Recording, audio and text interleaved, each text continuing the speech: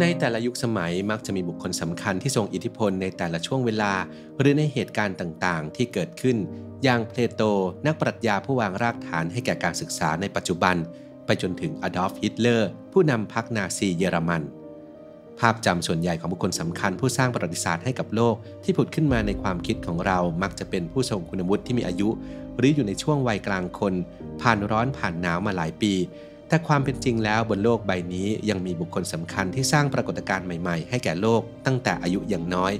ซึ่งคลิปนี้อับดุลไททูบได้นำเรื่องราวที่ไม่ธรรมดาของวัยรุ่น6คนมานำเสนอให้ทุกคนได้รู้จักกันในฐานะผู้สร้างประวัติศาสตร์หน้าใหม่ให้แก่โลกใบนี้ไปติดตามกันครับ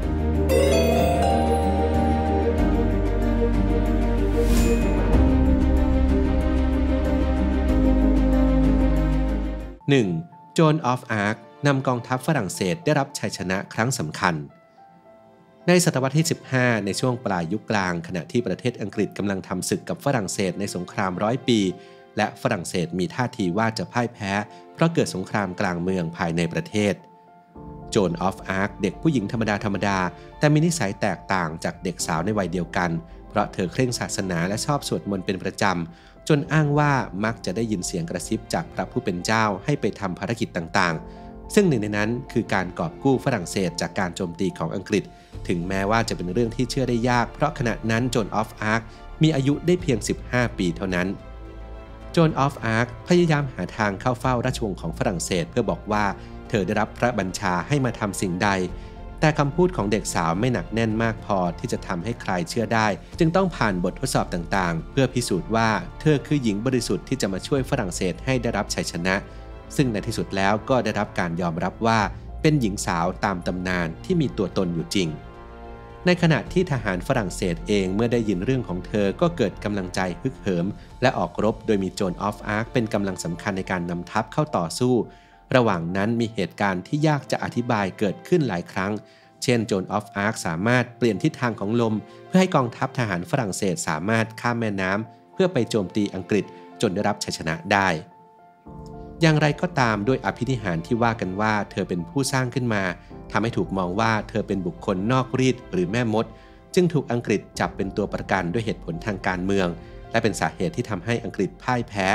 จากนั้นจึงตัดสินประหารชีวิตโดยวิธีที่โหดร้ายขณะที่มีอายุเพียงแค่ 19 ปี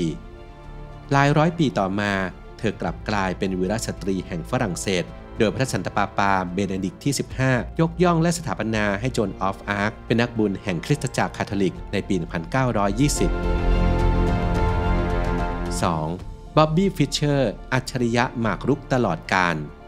บ๊อบบี้ ฟิชเชอร์เกิดในปี 1943 ขณะที่อายุ 6 ขวบเขาเริ่มเรียนรู้การเล่นหมากรุกและศึกษาเทคนิคต่างๆจนเชี่ยวชาญและได้เป็นแชมป์ครั้งแรกด้วยวัยเพียง 13 ปีเท่านั้นและการแข่งขันชิงแชมป์ครั้งนั้นถือเป็นเกมแห่งศตวรรษอันโด่งดังเพราะบ๊อบบี้ ฟิชเชอร์สามารถโค่นคู่แข่งอย่างโดนัลด์ เบิร์นหนึ่งในอัจฉริยะหมากรุกด้วยการชนะแบบรุกคาดซึ่งทำให้ได้รับการยกย่องว่าเป็นปรมาจารย์หมากรุกที่อายุน้อยที่สุดในโลกเมื่ออายุ 16 ปีบ๊อบบี้ตัดสินใจลาออกจากระบบการศึกษาภาคปกติเพื่อทุ่มเทเวลาให้กับการฝึกฝนเกมหมากรุกจนได้รับชัยชนะในตารางการแข่งขันหมากรุกในสหรัฐอเมริกาถึง 8 รายการและกลายเป็นผู้เล่นคนเดียวที่สามารถทำคะแนนได้อย่างสมบูรณ์แบบขณะนั้นบ๊อบ ฟิชเชอร์มองว่าในสหรัฐไม่มีคู่แข่งที่เหนือกว่าเขาอีกต่อไป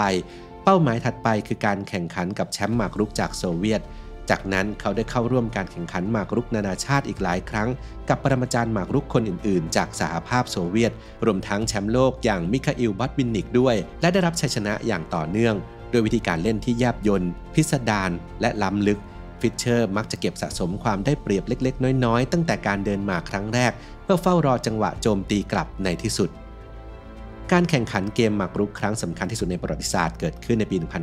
1972 ที่ประเทศไอร์แลนด์เป็นเกมการแข่งขันระหว่าง2ผู้เล่นยอดฝีมือคือบ๊อบบี้ ฟิชเชอร์กับแชมป์โลกหมากรุกระดับแกรนด์มาสเตอร์จากโซเวียตอย่างบอริส สปักกี้ซึ่งเป็นการแข่งขันที่คนทั่วโลกจับตามองเป็นพิเศษเพราะถูกนำไปเปรียบเทียบกับการเผชิญหน้าในช่วงสงครามเย็นระหว่าง2ขั้วมหาอำนาจของโลกโดยมีแชมป์โลกและจำนวนเงินรางวัลที่มากที่สุดในวงการหมากรุกอาชีพเป็นเดิมพัน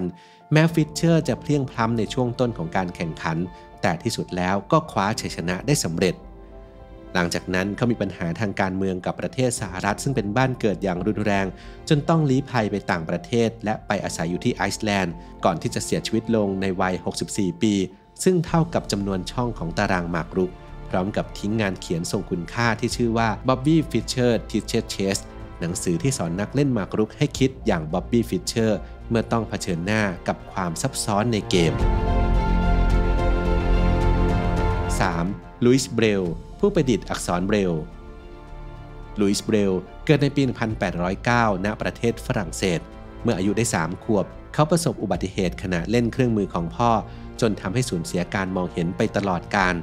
แต่ด้วยพรสวรรค์ทางดนตรีที่ติดตัวมาตั้งแต่กำเนิดทำให้เบรลกลายเป็นนักดนตรีที่มีชื่อเสียงในการเล่นออร์แกนและได้รับทุนการศึกษาจากสถาบันเด็กตาบอดแห่งชาติซึ่งภายหลังเขาได้กลายมาเป็นครูที่สถาบันแห่งนี้ในเวลาต่อมา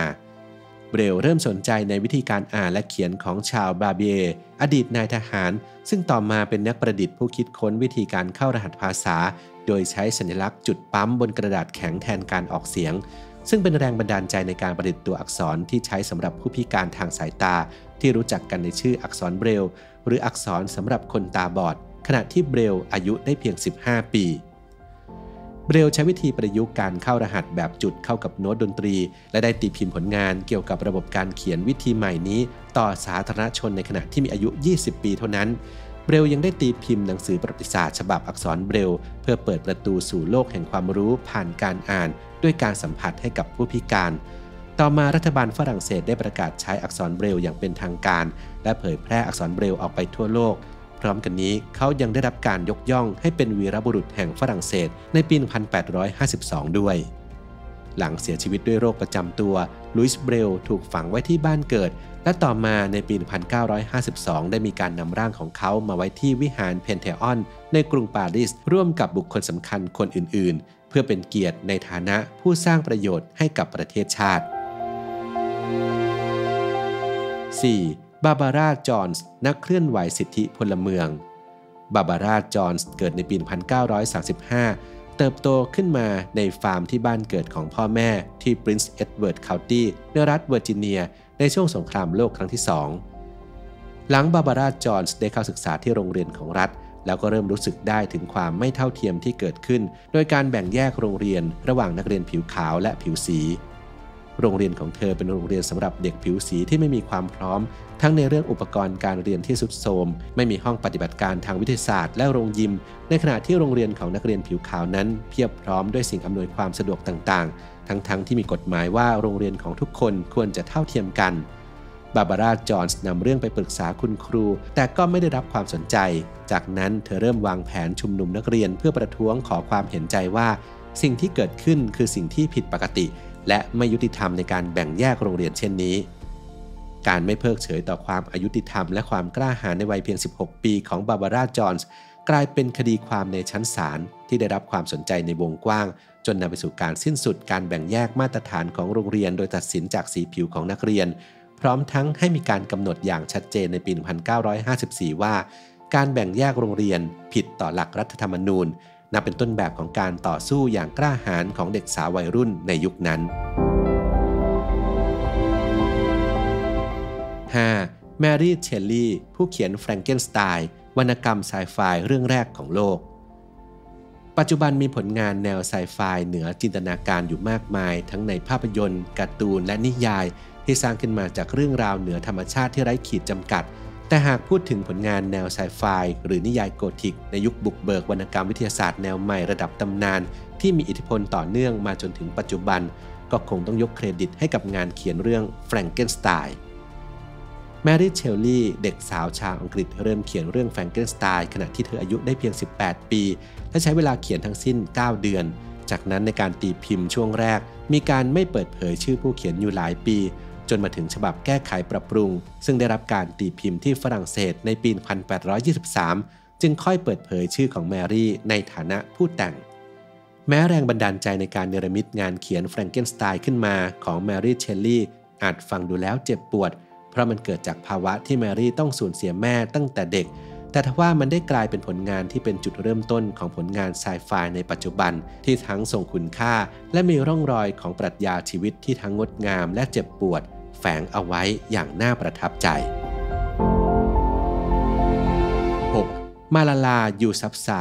เจ้าของรางวัลโนเบลที่อายุน้อยที่สุดในโลกในปี 1998 กลุ่มตาลิบันสามารถยึดครอง 90% ของประเทศปากีสถานได้สำเร็จและควบคุมการกระทำหลายๆอย่างของคนในประเทศซึ่งหนึ่งในนั้นคือต่อต้านไม่ให้เด็กผู้หญิงที่มีอายุมากกว่า 10 ขวบไปโรงเรียนมาลาลา ยูซัฟไซสาวน้อยวัย 15 ชาวปากีสถานหนึ่งในเยาวชนที่ถูกริดรอนสิทธิมนุษยชนเลือกที่จะไม่ยอมจำนนและบอกเล่าเรื่องราวเกี่ยวกับการศึกษาและสิทธิสตรีต่อสาธารณชนจนโด่งดังไปทั่วโลกการลุกขึ้นสู้ครั้งนั้นของมาลาลา ยูซัฟไซเป็นเหตุที่ทำให้กลุ่มตาลิบันไม่พอใจพยายามลอบสังหารด้วยการใช้ปืนยิงเข้าที่ศีรษะขณะที่เธอกำลังเดินทางกลับจากโรงเรียนแต่เธอก็ได้รับการรักษาตัวที่อังกฤษจนปลอดภัยหลังจากผ่านเหตุการณ์ลอบสังหารไปได้2 ปีมาลาลา ยูซัฟไซได้รับรางวัลโนเบลสาขาสันติภาพประจำปี 2014 จากการต่อสู้ที่ยิ่งใหญ่ของเธอซึ่งในตอนนั้นมาลาลา ยูซัฟไซมีอายุเพียง 17 ปีทำให้เธอกลายเป็นเจ้าของรางวัลโนเบลที่มีอายุน้อยที่สุดในโลกปัจจุบันมาลาลา ยูซัฟไซจบการศึกษาจากมหาวิทยาลัยออกฟอร์ดด้านการเมืองปรัชญาและเศรษฐศาสตร์เปิดโรงเรียนสำหรับผู้หญิงในประเทศเลบานอนเป็นนักเคลื่อนไหวสังคมเป็นผู้บริหารองค์กรไม่แสวงหาผลกำไรและเป็นแรงบันดาลใจของผู้คนทั่วโลก